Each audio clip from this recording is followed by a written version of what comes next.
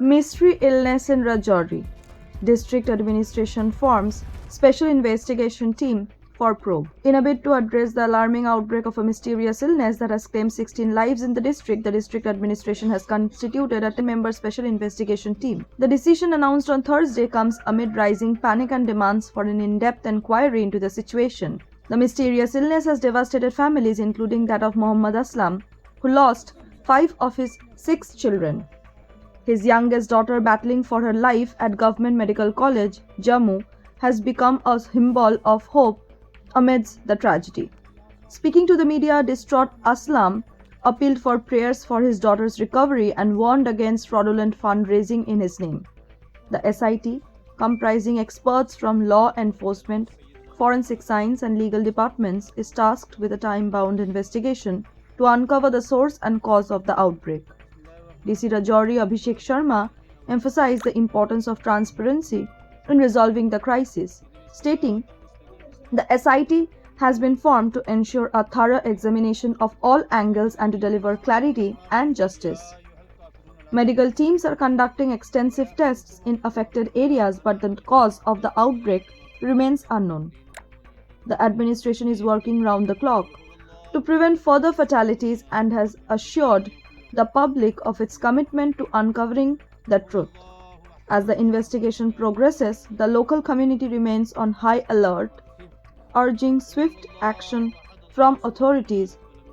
Updates on the SIT's findings and containment efforts are eagerly awaited." मेरा नाम रियाज चौधरी है। मैं इसी गांव का रहने वाला हूं। बात यह है कि इस गांव पे एक कहर गुजरा है और यहाँ जो भी आता है सियासी लोग, वो अपनी अपनी रोटियां सेकने आते हैं।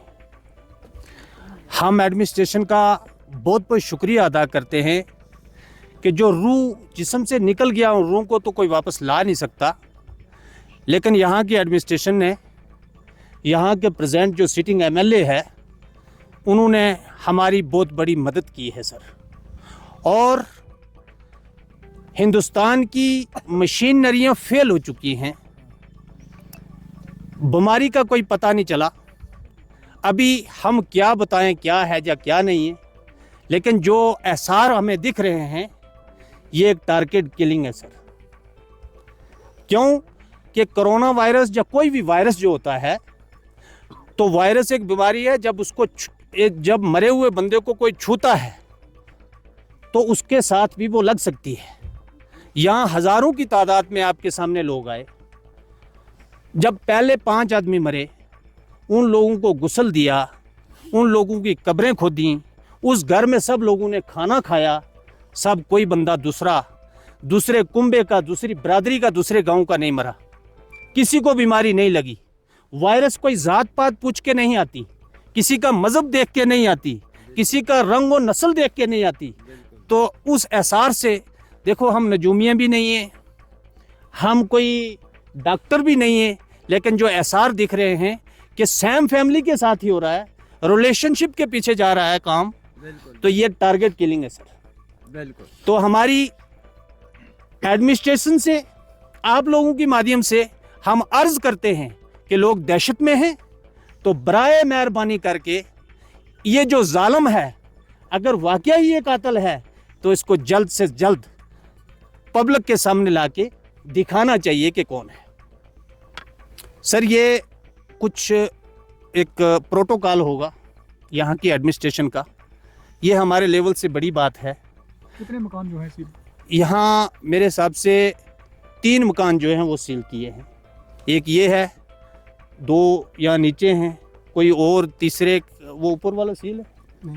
बस ये 2-3 मकान सील किए सर। तो कहाँ शिफ्ट किया फैमिली को? शिफ्ट यहाँ ही दूसरी जगह किया होगा मेरे हिसाब से।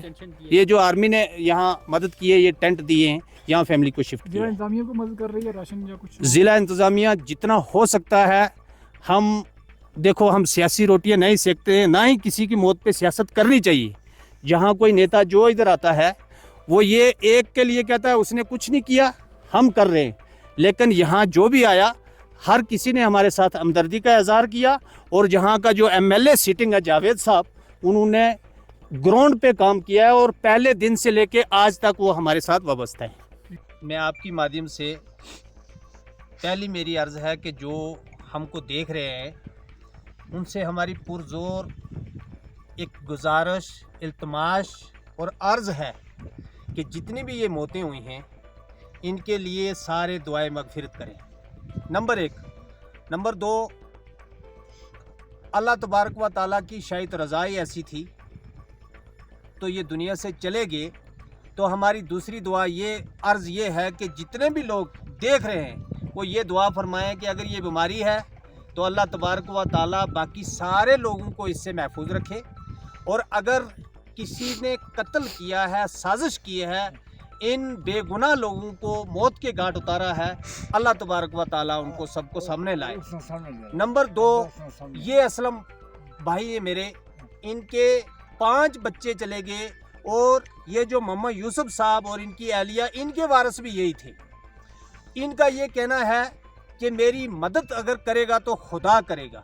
कुछ लोग ऐसे होते हैं कि वो मीडिया के थ्रू मेरा अकाउंट देंगे या किसी दूसरे का अकाउंट देंगे तो ये कहेंगे कि इस बंदे की मदद की जाए। मुझे ऐसी मदद की कोई ज़रूरत नहीं है। एक जो बच्ची बच गई है, मेरी जितने भी लोग देख रहे हैं, असलम भाई की तरफ से, हम सब की तरफ से पूरे लोगों को एक अर्ज़ है कि उसके लिए दुआ करें कि अल्लाह तबारक व ताला उसकी ज़िंदगी को इस एक लालाज बीमारी से बाहर निकाल के उसकी ज़िंदगी को बचाए।